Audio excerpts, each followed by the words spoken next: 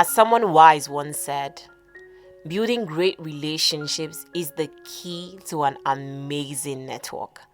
And networking is the key to finding the right people who you can help out and who can help you in return. Relationships are great and important, not just for networking purposes, but also because God created us to have relationships. Whether it's a relationship with Him, with ourselves, or with others, relationships are a key, unavoidable part of life. And the better you do at them, the higher quality of life that you will live. Both personal and business relationships are very important and play a major part in how successful and happy we are in every area of our lives. You cannot completely succeed without relationships. You cannot build anything worthwhile without relationships. Whether it's a relationship with your spouse, with your kids, friends, mentors, business colleagues, church, or even strangers. God takes relationships seriously, and He expects us to take them equally seriously. For this reason, we'll be looking at a few ways you can not only build great relationships, but also great connections, and make sure that you also maintain them. Number 1, know yourself first. Your relationships are first a reflection of how you see and understand yourself. You cannot have a great relationship with other people if you don't have a great relationship with yourself first. You've got to first understand yourself, what you like and dislike. Understand what's important to you and what isn't. Understand how to enjoy your own company. Like yourself first. If you're unhappy with yourself, it spills over into your relationships with others and affects how you relate with them. Number 2, be accessible. The Bible says in Proverbs 18 verse 24, a man who has friends must himself be friendly, but there is a friend who sticks closer than a brother. To build great relationships, you must be accessible. Building great relationships takes an investment of time, energy, and commitment or sacrifice. Smile, be responsive, be engaged and interested, not only when you're trying to build the relationship at first, but even after. So many times, people make themselves accessible when they're trying to build a relationship, but then become the complete opposite after, because they feel the goal has been met. People are not apps or robots. If you're going to maintain the great relationships and connections you've built, you must continue to do the same things that you did to build them in the first place. Smile, be interested in the other person, listen not just to respond, but to understand. Number 3, a friend-friend relationship is win-win. Now, this is especially important in business relationships. It's important that you're not only focused on what you can get out of the relationship, but what you can give to the person. To build great connections and eventually relationships, it's important that you're committed to not just getting something, but firstly to adding something, to adding value. Great relationships are built by meeting the other person's needs and them meeting your needs over and over again. In business relationships, don't be so focused on what you want that you completely ignore what the other person wants. You will get more out of your connections and relationships if you make the other person's needs the priority. Number 4, try not to make judgments or assumptions. Have you ever met someone and instantly disliked them? Of course you have.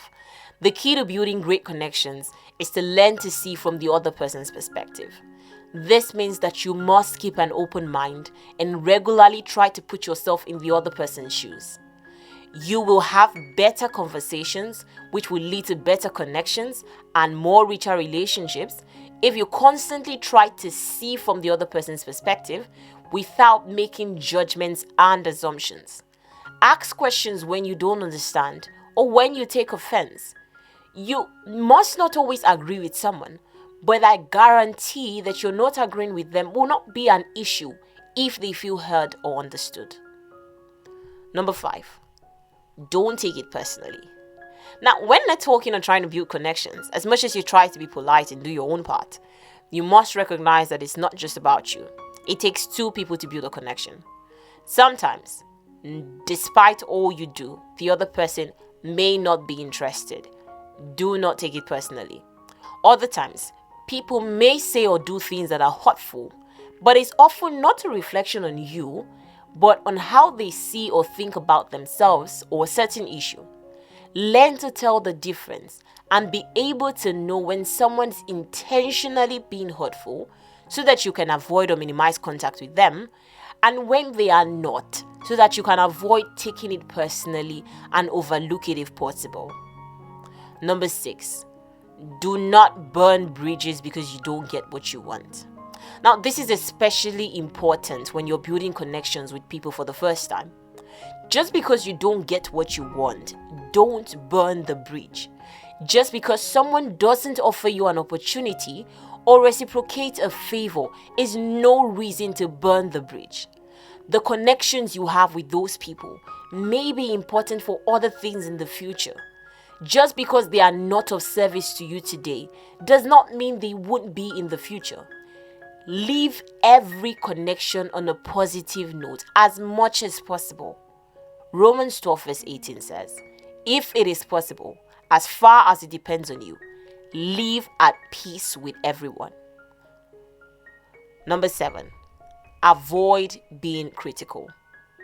Whether in your relationships with your family, business partners, colleagues, or even employees, there will be times when people fall short of your expectations or simply fail to meet them.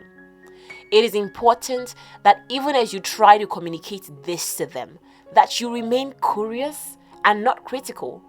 This means that you make the focus trying to figure out how you can resolve the issue and find a compromise, or get them to see and understand the issue in the first place. Criticism never solves anything. Rather, it puts people on the defense and defeats your entire purpose of meaningful conversation and connection building. Number 8, be careful when you try to resolve conflicts. When trying to resolve conflicts, your focus should not be to crush the other person to make a point, but rather to resolve the conflict. Many times in relationships, at times of conflict, people forget that the other person is not the enemy, rather the source of the conflict is, which leads us to our next point. Number 9, shift from correcting to connecting. You must be trying to fix the other person. Now, this is especially important in personal relationships, where being around someone for an extended period of time can make us sort of blind or immune to their great qualities and make us narrow down on the things that we think need to be fixed at the expense of everything else. There's a common saying that people go where they are accepted or invited, but stay where they are valued. Learn to focus on the positive things or attributes in the people that you're trying to build or maintain connections or relationships with, and you will have both a healthier and a more productive relationship. Number 10, ask more questions instead of making assumptions. Now, this seems like it should be obvious, but like we said earlier, our tendency to make snap judgments and assumptions can sometimes stop us from making deeper connections or being able to maintain the relationships we have. Learn to ask questions and to assume that people do generally have a good reason for everything they say or do. If you will practice these keys where applicable in your personal and business relationships, to your networking events and intimate relationships, you will begin to see the fruits in every relationship you have, even as you build better and more connections. God bless you.